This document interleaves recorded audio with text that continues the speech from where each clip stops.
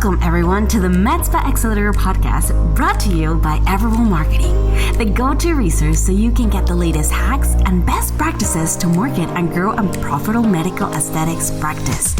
My name is Maripili and I am obsessed with all things business, marketing, operations, numbers, and helping you grow and take your med spa to the next level. This is the MedSpa Accelerator Podcast, Season 2. Hey. Hey. How you doing? Very good, really good. Nice to see you again. Yes, likewise. Not that we don't live together. Or work together. Yeah. Or work together.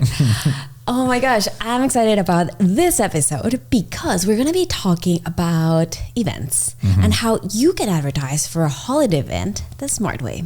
Yeah, and make it really successful and make a ton of money so that you can set yourself up for the next few months to come. I think this is an essential time that you need to be planning for and really capitalize on, because like I mentioned this in the previous episode, because a lot of businesses stack on cash right now so that they can get through January and February. It's just essential. Yes, I love that.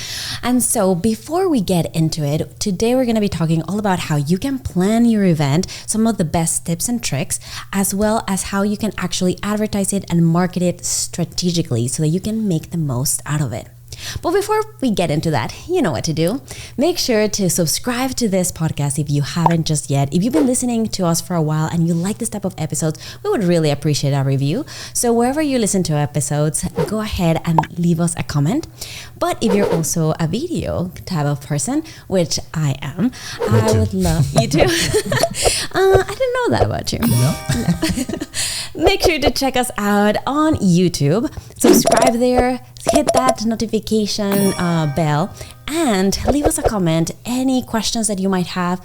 And don't forget, we also have a Facebook group that is specifically for you. So if you have any other questions about this, you would want a little bit more feedback, make sure to check that out.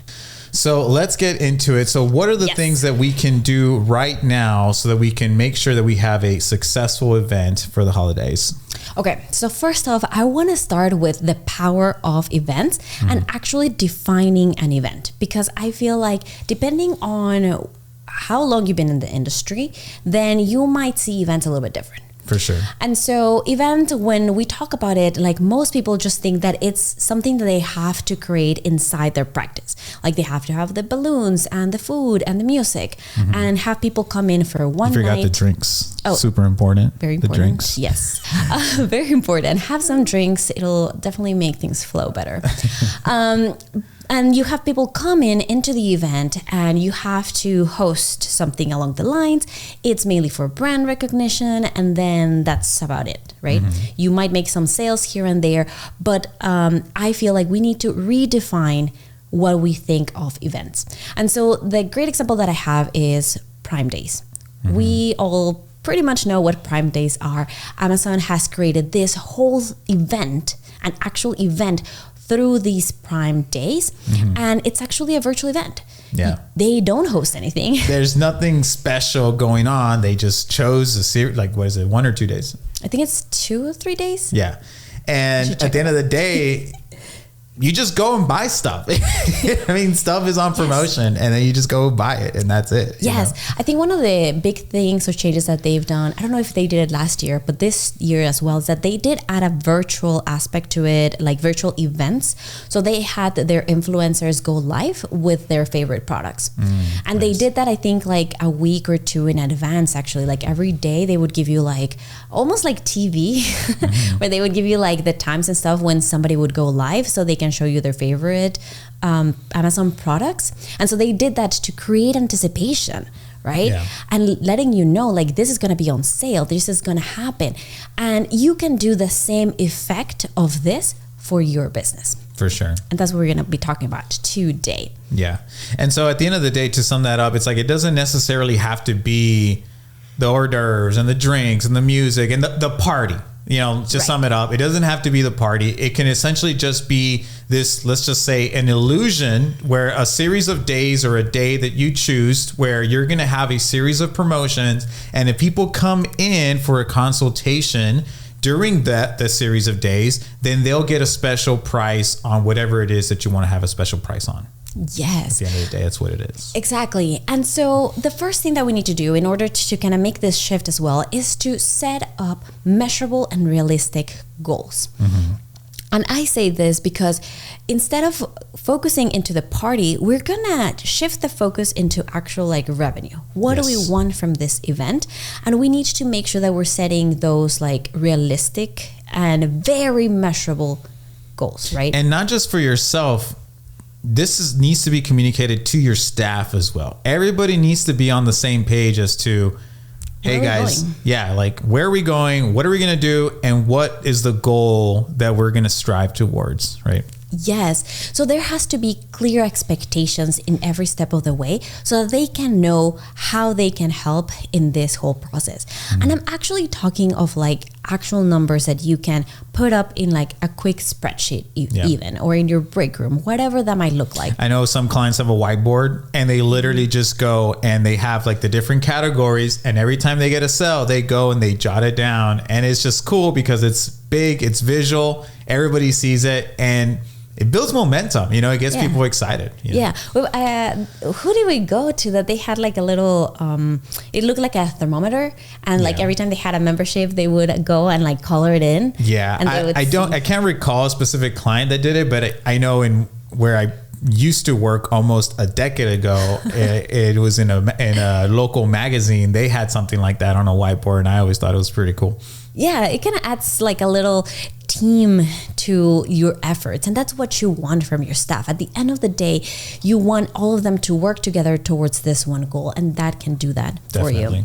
Yeah. So having in there like the number of consultations you want to get out of your event, the number of gift cards, memberships, or treatments sold, as well as your total ideal revenue. And that needs to be, you can throw out a number. A lot of people just, I want to throw out this number, right? But at the end of the day, it's like, okay, well, and we've talked about knowing your numbers in previous episodes, so definitely go and check those out. But I think the way that you should be thinking about this is, okay, what's my overhead? Like how much money do I need? How much cash do I need to have in my bank account so that I can survive January and survive February, right? And you want to actually be able to cover those. You want to have enough money in your bank account so you, like, let's say you do nothing in January and February, which, obviously is not highly likely. Most businesses still have some money coming in, right?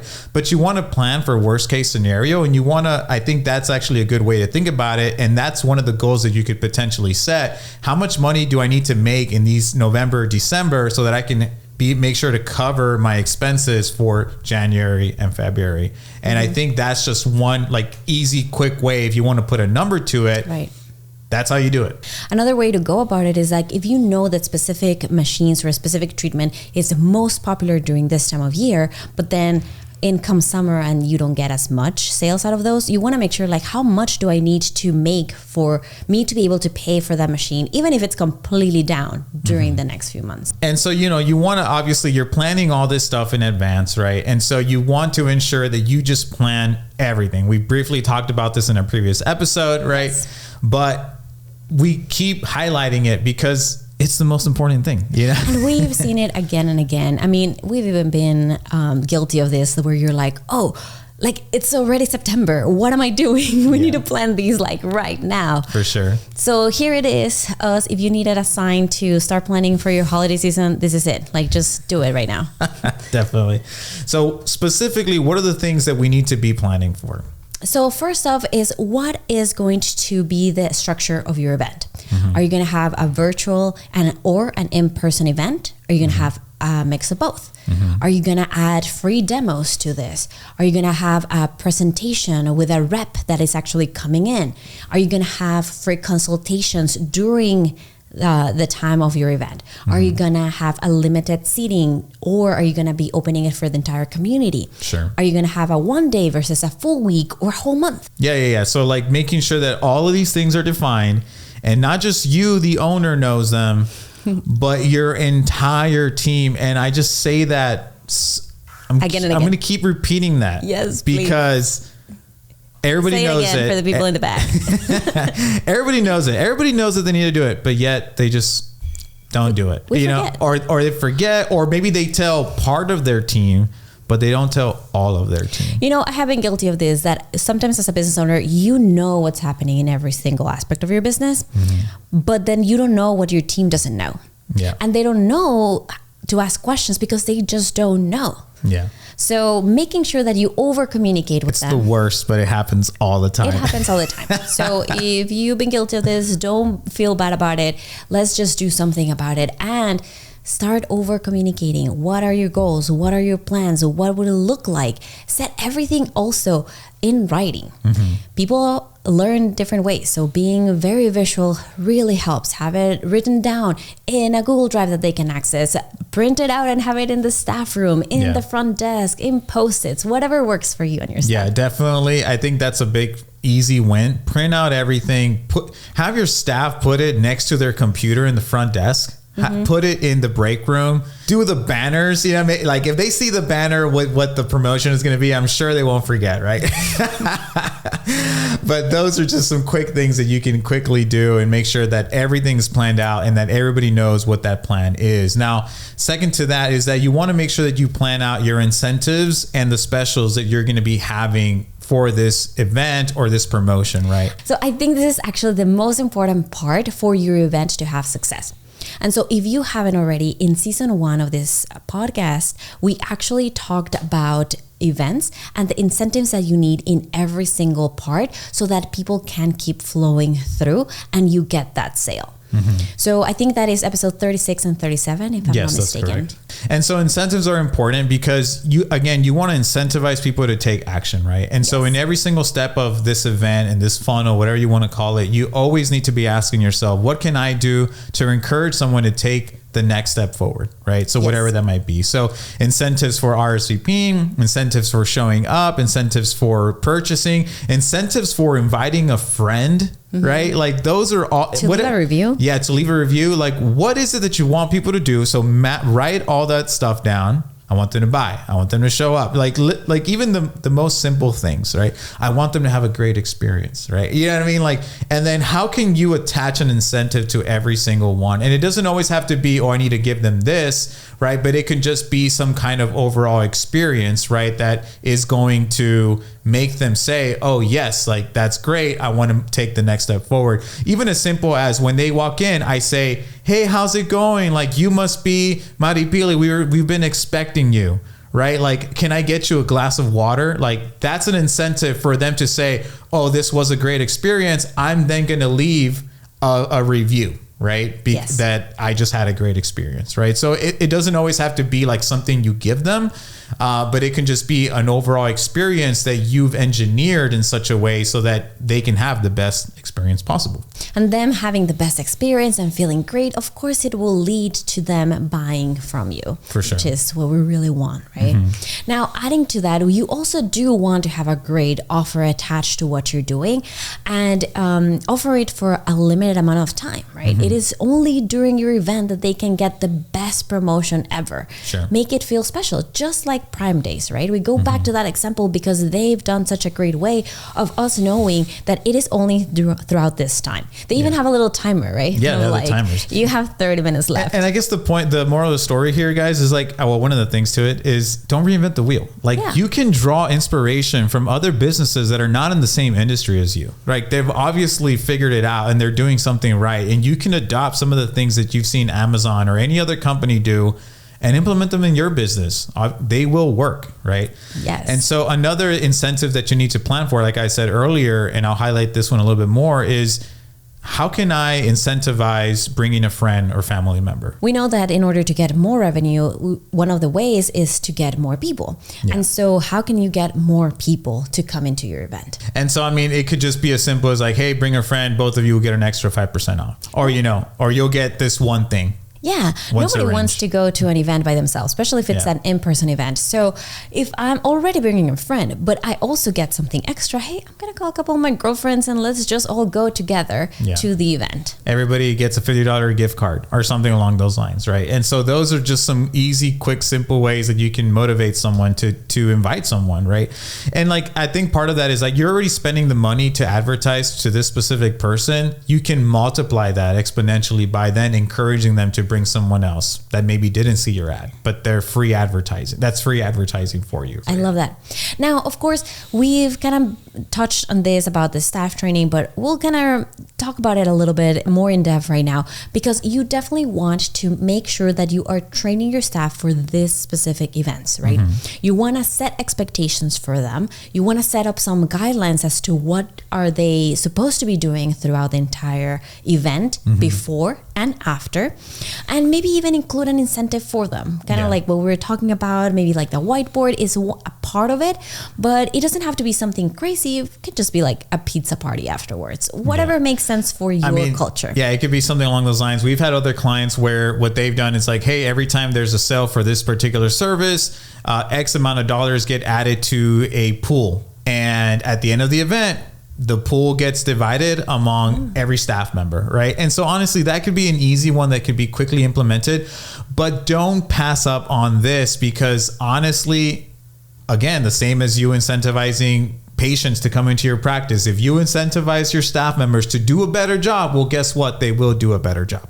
Yes. You know? And that's plain and simple. Yes, you need your staff right now, and you need to take care of them really well, because they're going to be your representation, the representation of the entire business throughout this event. And it's going to be stressful. It's going to be intense, right? Yes. It's going to be a lot of work. And, you know, you want to get them excited about that. You don't want them to be like dreading it and kind of just not in a great mood. You want them to be excited for that, because, hey, guess what? I'm not just trying to help, you know, my boss like get more money in their pocket. Like we're also gonna share in that, and we're all gonna succeed together. You know, the rising tide raises all boats, essentially. Also, of course, you wanna, like we were talking about in our previous episode, you want to give them exactly what is it that they need. And this is a great time for them to ask you questions and see what is it that they need from you. So setting everything up kind of like a client journey. What would it look like the moment that somebody RSVPs or calls to ask about your event? What happens when they actually come into the system? Any internal processes that you need to figure out, how to upsell, downsell, cross-sell to other services. How can they respond? What can they respond? Who do they go to if they don't know how to respond? For sure. All of those things need to be outlined, and they need to know about it so that things can flow smoothly throughout your event. Definitely. And so, you know, you want to have all this stuff in place so that everybody knows what's going on, how to respond to specific scenarios or situations, so on and so forth. So all of that is going to be really, really important in the success of your campaign or your event, right? So now the fun part. Yes. Okay. So you already have the big elements of your event, right? You know what kind of structure you have. You know what is it that you're going to be promoting, the specials, how you're going to be incentivizing people, and you have your staff trained. Now for the good part, right? We want a fun name. Like this is kind of what's going to market to your specific audience. We want to now talk about the decor, the music, the food, the fun things that are going to make this an actual special event. Yeah. And I mean, I think like you can get away, like kind of like the 80-20, right? I think you can get away with just having a really fun and catchy name. Yeah. And I think that in itself creates this illusion, this anticipation of something that is going to happen, right? And someone should be waiting for or excited about, right? That's if like, I think if you want just put 20% of the effort and get maybe 80% of the results, right? Everything else I would say is just icing on the cake, the cherry on top, like, you know, the music, hey man, it's the holidays. You want to throw a party for yourself, for your staff, and for those patients that you have a great relationship with. That's extra, but I would definitely say that it's not necessary to have this to be successful, because honestly, a lot of the money is made outside of that. It's made in the one-on-one consultations, not necessarily in the party that you have from 4 to 6 p.m. or whatever it is. Well, and you can think about it in a different way too. Like you don't have to have the one day where it's like an actual event, but throughout, let's say that you have a whole week where you're having people come into the consultation for that specific promo special that you're having. Maybe it is throughout that time that you actually do have some decor, like you have some balloons or a Christmas tree or whatever. You have different type of music than you usually would would. And you have food, different types of food that you would have. So maybe because it's the holiday season, you have something holiday themed. For sure. You know, maybe for Halloween, you have something that looks kind of creepy, or like a bowl of punch. I don't know. Like you can think outside the box, but make the experience for them a little bit different. Especially if they've already been clients of yours. They might be like, hey, this is really fun. Like I came last month and it was normal. Yeah. And now they have like a pumpkin spice type of tea. For sure. Whatever works for you and your audience, just think outside the box and make it extra special for them. That way they're going to tell their friends, they're going to bring more people, and they're probably going to come again next year. And again, it just goes back to you creating that experience that everyone's going to enjoy. So super important. Yes. Okay, so we talked about planning, and what's the next thing? So you already have this amazing event that you're going to do, but how do you tell people about it? How do you tell people about it? Yeah. How will people know that you have this amazing event in your hands? For sure. So promoting your event, right? And so I think we've kind of taken maybe 3 approaches, and we quickly talked about this in the previous episode. That being said, make sure to stay tuned, because in our next episodes that we have planned here, we're doing a whole series of holiday events, if you couldn't already tell. And we're actually going to give you guys some ideas, or some case, we're going to share with you some case studies of other clients and what they've done. So make sure to stick around for the next episodes to come. But when it comes to promoting your event, so we have, your ads that are essentially going out into the marketplace and telling people about your event. We have your internal marketing. This is with your current database. This can be with email marketing, text message marketing.